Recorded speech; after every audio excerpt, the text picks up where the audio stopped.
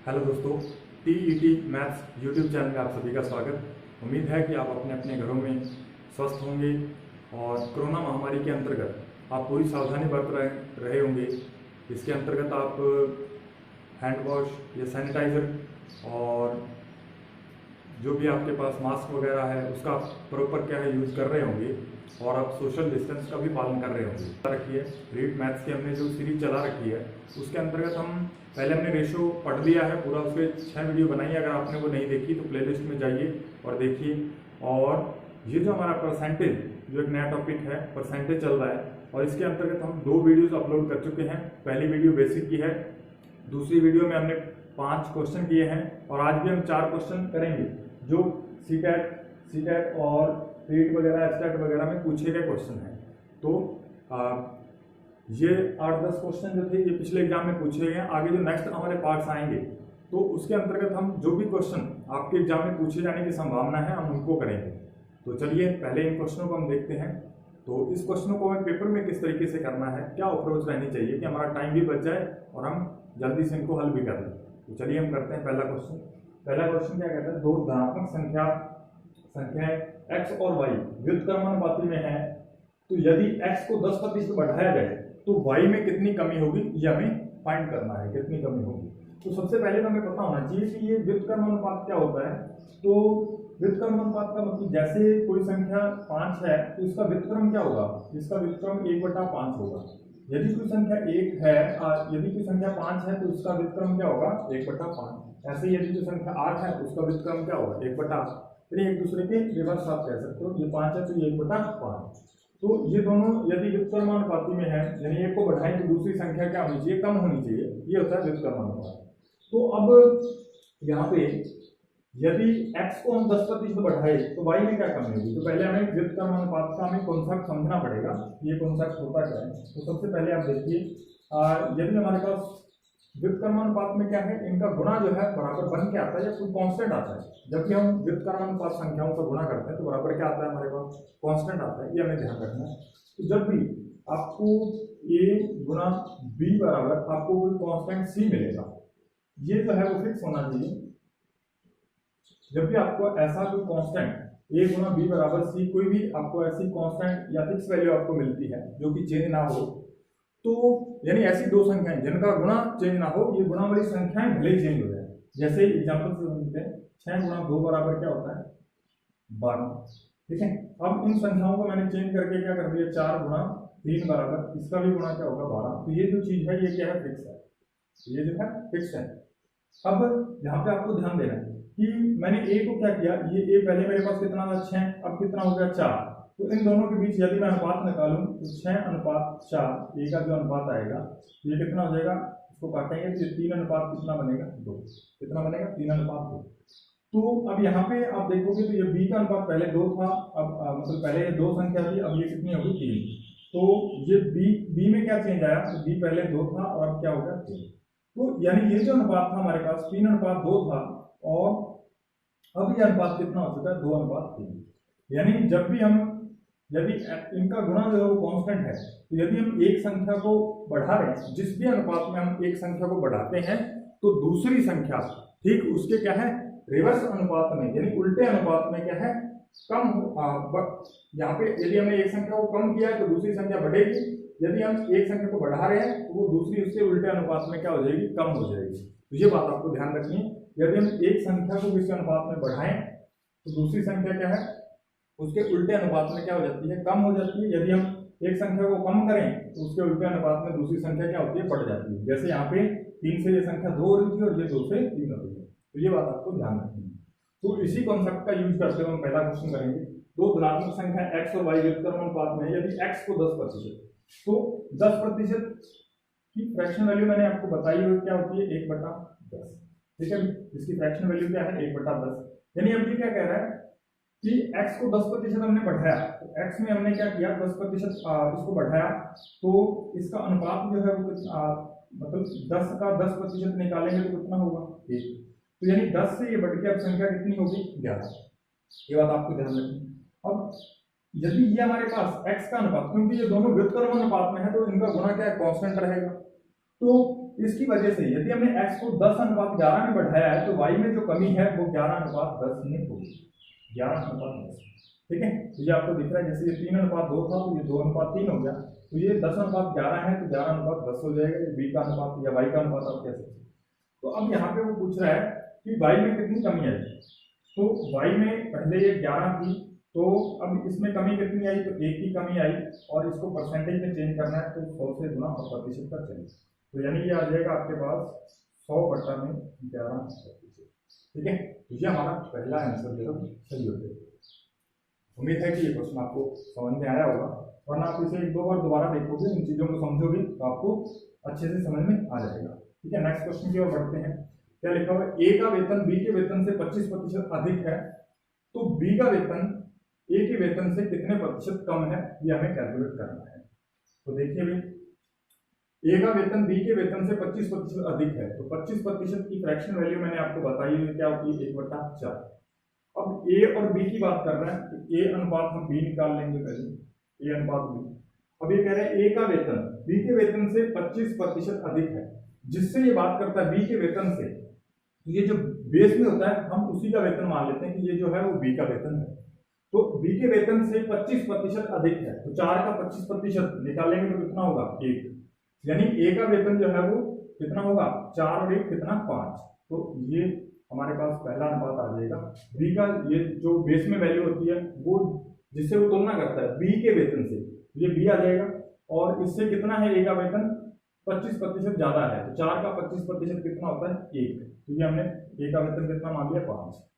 अब ऐसे कह रहा है कि बी का वेतन ए के वेतन से कितने प्रतिशत कम है, वो हमें ज्ञात करना है। अब ये बी से तुलना करवा रहा है कि बी का वेतन ए के वेतन से कितना कम है, तो ये हमें दिख रहा है कि 1 कम है, और 1 कम है किस पे, 4 पे, या यहाँ पे बी का वेतन जो है एक्चुअल में 4 है, और ये कितना कम है, ए से 1 कम है, तो गुणा में क्या आ जाएगा, किससे ये तुलना कर रहा है, ए के वेतन से, तो बेस में क्या आएगा, ए आएगा, बेस में ए है कितना, 5।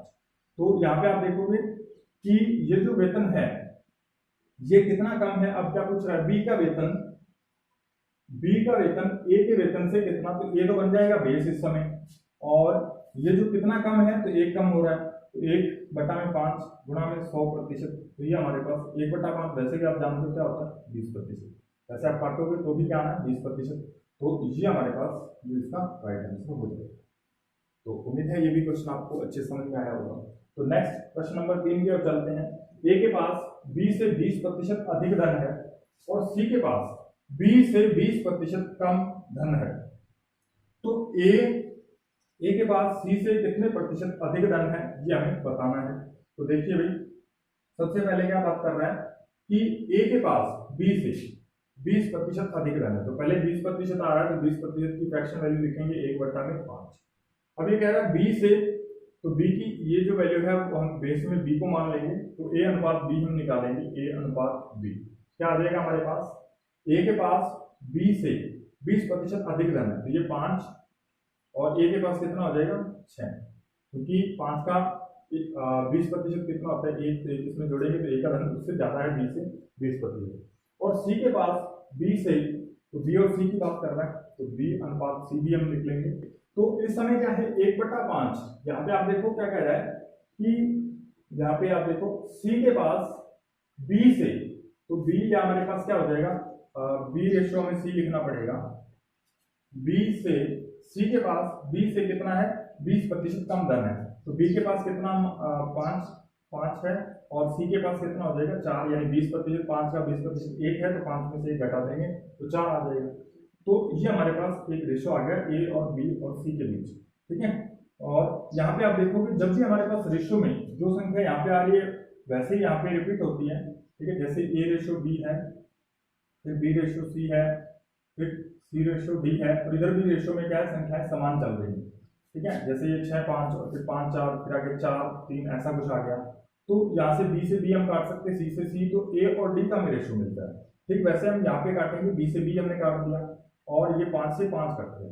अब यदि यहाँ पे 5 से 5 कट रहा है, तभी हमें यहाँ पे बी को आप काटोगे, अदरवाइज यहाँ पे जैसे मान लीजिए 3 है और यहाँ पे 5 होता, तो पहले हम यहाँ पे क्या करते हैं, 5 से गुणा करते हैं, और यहाँ पे 3 से गुणा करते हैं, इनको 15 15 बना लेते, पहले हम बराबर बनाते हैं, फिर उसके बाद हम इसको काटते।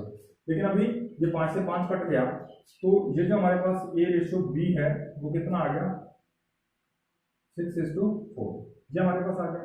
अब ये क्या पूछ रहा है, ए के पास सी से कितने प्रतिशत अधिक धन है, ए के पास सी से, तो सी से तुलना करना है तो 4, बेस क्या हो जाएगा, सॉरी भी सी आएगा, यहाँ पे बी तो कट गया, तो ये हमारे पास कितना आ गया 4, और ये इससे कितना ज्यादा है 2, तो 2/4 इसको काटोगे तो 1/2, और 1/2 का मतलब क्या होता है 50%, ये आपको फ्रैक्शन वैल्यू बताई है, 1/2 क्या हो जाएगा 50%, ठीक है, ये हमारा आंसर हो जाएगा।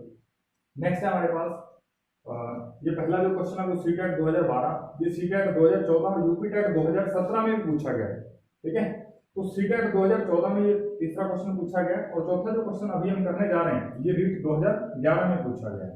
तो ऐसे ही क्वेश्चन आते हैं पेपर में और ऐसे ही आते रहेंगे, ठीक है।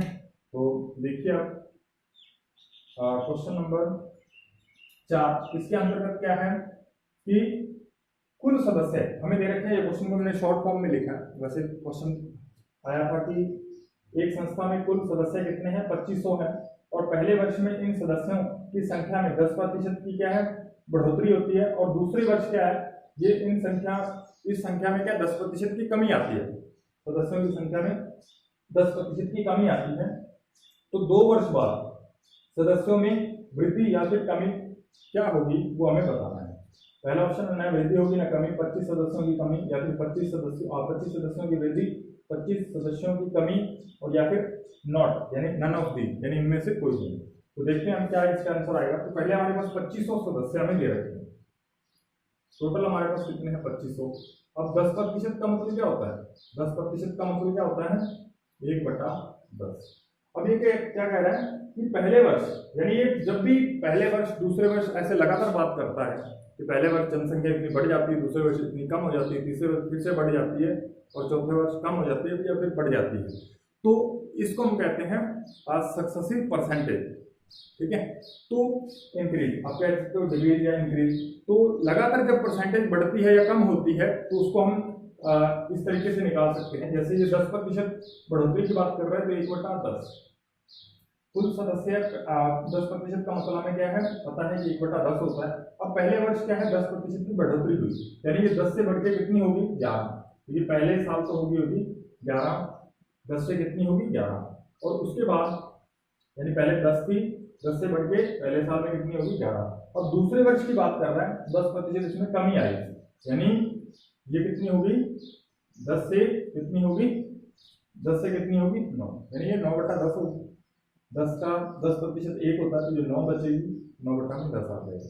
अब आप इसको काट दीजिए तो ये हमारे पास क्या आएगी 2 साल के बाद जो जनसंख्या है, 2 साल के बाद जनसंख्या या सदस्यों की संख्या जो भी है आप कह सकते हो वो कितनी है, वो हमारे पास इसका रिजल्ट आ जाएगा। तो ये 10 से 100 और ये 2 0 से ये कट जाएगा, और 11 - 99 और इसको 25 से करेंगे, इसको आप 11 - 99 आप 100 मानो, तो 100 से यदि हम करते 2500 और 2500 में से हमें 25 कम करने पड़ेंगे क्योंकि हमने पहले 100 से गुणा कर दिया, जबकि हमें किससे करना था 99 से करना था। तो ये आ जाएगा भी 2475, कितना आएगा 2475, जबकि पहले वो जनसंख्या कितनी थी 2500, पहले वो जनसंख्या कितनी थी 2500, तो कितने में कमी आई तो 25 कम हो गई, तो 25 कम हो गई तो 25 सदस्यों की कमी आ गई, ठीक है। ये वाला हमारा सी ऑप्शन है वो इसका राइट आंसर है, सी ऑप्शन इसका राइट आंसर 25 सदस्यों की कमी आती है। उम्मीद है कि ये वीडियो आपको पसंद आएगी और आपने कुछ ना कुछ नया सीखा होगा, और रीड के लिए ऐसी ही वीडियोस देखने के लिए हमारे चैनल को सब्सक्राइब कर लीजिए और बेल आइकन को भी प्रेस कर दीजिए ताकि हमारे जो नए आने वाले वीडियोस हैं वो आपको इस चैनल पे प्राप्त हो सकें और आप उसका लाभ उठा सकें। धन्यवाद।